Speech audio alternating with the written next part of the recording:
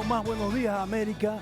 Llegó el momento de hablar de algo muy importante, sin duda la noticia de las últimas horas que trascendió las redes sociales y los medios.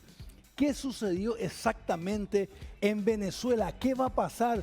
Ganó Nicolás Maduro, se habla de fraude, queremos entender y tenemos acá, gracias a la gestión de todo el equipo de prensa, el privilegio de tener a un doctor en historia de nacionalidad venezolana, analista político. Él es el doctor Naem Reyes. Acompáñame, vamos a hablar con él.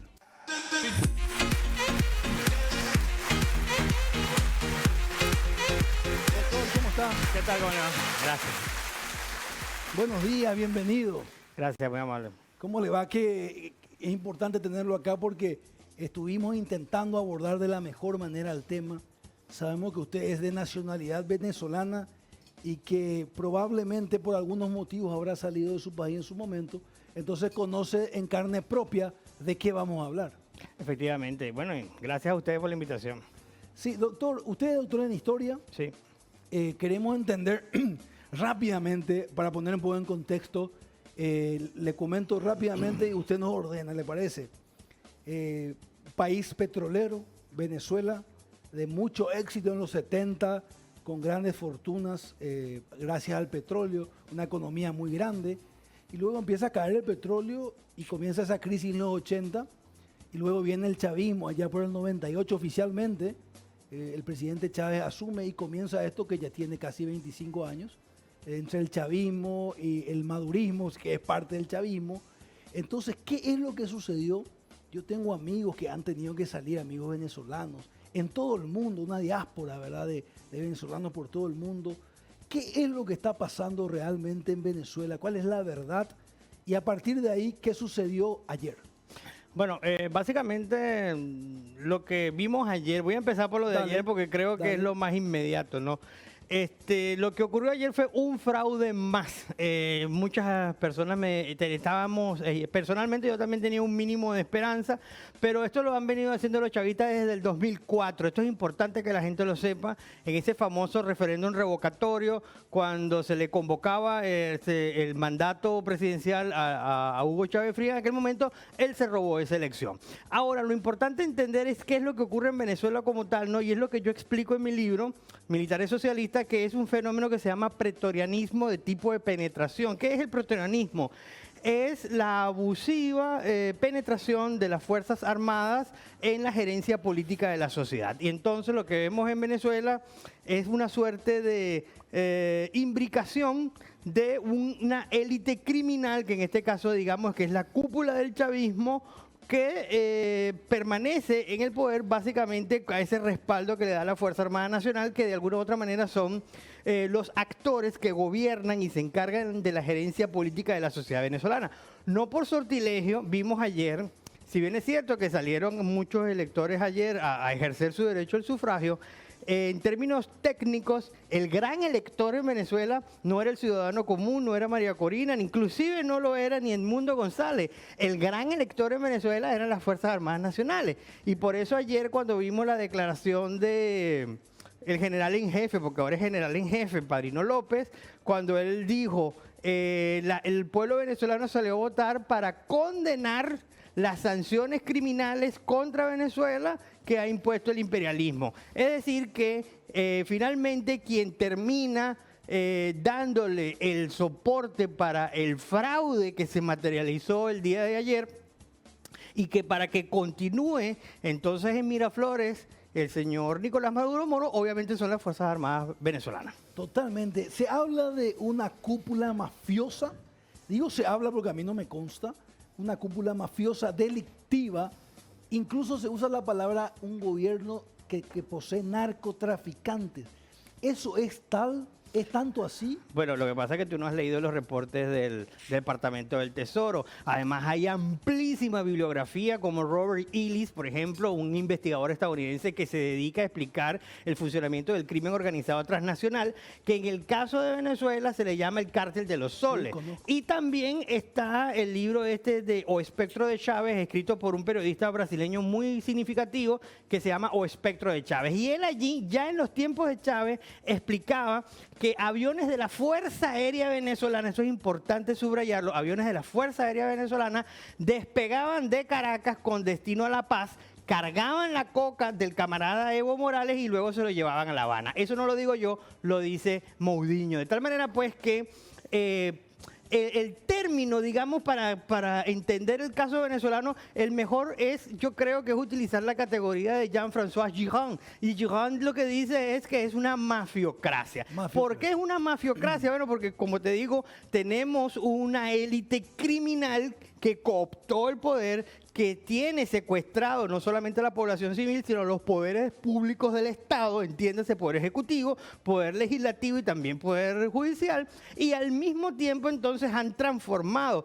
el aparato venezolano, que en lugar de ser un Estado como comúnmente debería funcionar, entonces lo han transformado en lo que llamamos nosotros los técnicos un Estado criminal, un Estado chacal, porque entonces desde las propias instancias del poder público y de las instituciones del Estado se utilizan para hacer actividades del crimen organizado transnacional. Doctor, quiero permitirme, Salem, Diego, ¿qué tal? Un gusto, doctor, siempre escuchar sus análisis con esta victoria que seguramente va camino a oficializarse ya después de lo que veíamos la noche, pero ya con los datos de este consejo. ¿Crees, doctor, que en camino está un mayor número de venezolanos que saldrá de Venezuela y se irá a Colombia, Chile, Perú, Argentina y Paraguay? Bueno, eso es crónica de una muerte anunciada. Quizás las personas estaban esperando con un atisbo de esperanza si ahí iba a haber un cambio ahora con el Mundo González, pero luego de este fraude, pues yo personalmente no lo llamaría victoria, sino la perpetración de este fraude electoral.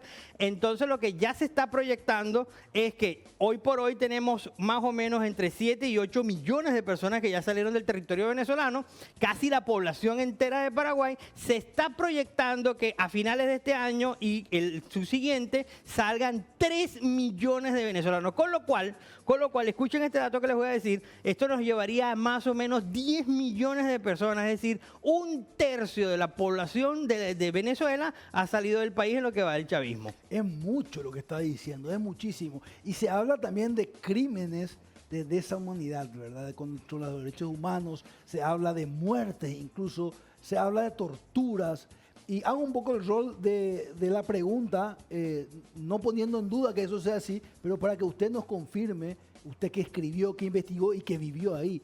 ¿Es así eso, doctor?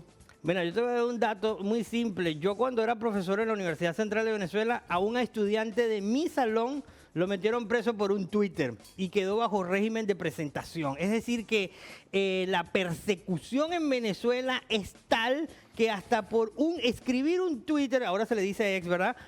A una persona es procesada. Los desaparecidos en Venezuela son múltiples, hablamos más o menos de 300 presos políticos, y ayer mismo vimos las escenas típicas del chavismo, las hordas del terror, que son los colectivos. Los colectivos son grupos paramilitares armados, y ojo, están armados con FAL, están armados con armas de asalto. Ayer vimos que empezaron otra vez a hacer tiroteos contra la gente que estaba pacífica y desarmada ahí en las puertas de los centros electorales. Ya, por ejemplo, en el estado Táchira hubo un fallecido y no sé si hubo más heridos a lo largo de la jornada de ayer. Entonces, fíjate que no solamente es que te impiden el ejercicio de tus libertades políticas, sino también te impiden el libre ejercicio de las libertades liberales weberianas. Adicionalmente a ello, entonces tienes toda la represión del aparato del Estado.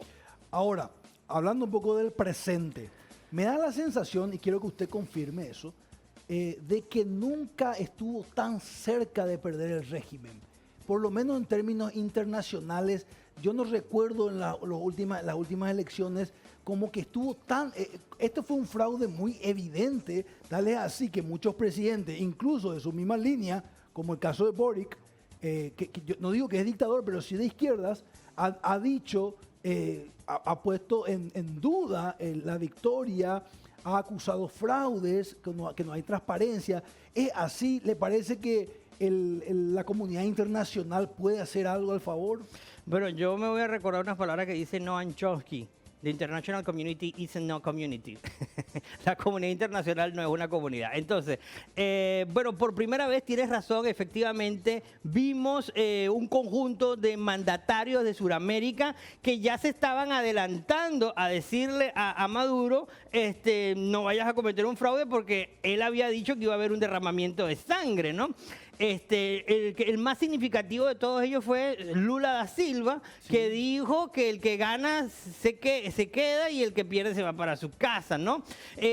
Aunque Lula yo no creo mucho porque todavía está en Caracas Celso Amorín, y según mis fuentes me dijeron que Celso Amorín estuvo horas antes en el Palacio de Miraflores antes que se diera el comunicado. Entonces, quizás lo que estuvimos viendo ayer fue una suerte de un ambiente muy agudo, y quizás, yo no voy a decir, le ejercieron presión a Maduro desde afuera. Yo creo que lo que se intentó fue ejercerle presión para que en esta elección se respetara la voluntad popular. Lo vimos también con Kamala Harris, que ella emitió un Twitter diciendo palabras más, palabras menos, que lo importante era que se respetara el resultado electoral. De tal manera, pues, que se le trató de mandar ese metamensaje y la respuesta del régimen fue radicalizarse aún más.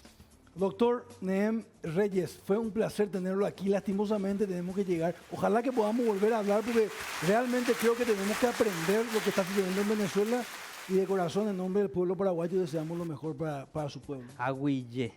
Me encanta, me encanta. Bueno, tenemos que llegar al final del programa. Fue un placer haber compartido con todos ustedes. Un gusto, compañeros. Tenemos que llegar a un cierre distinto el día de hoy.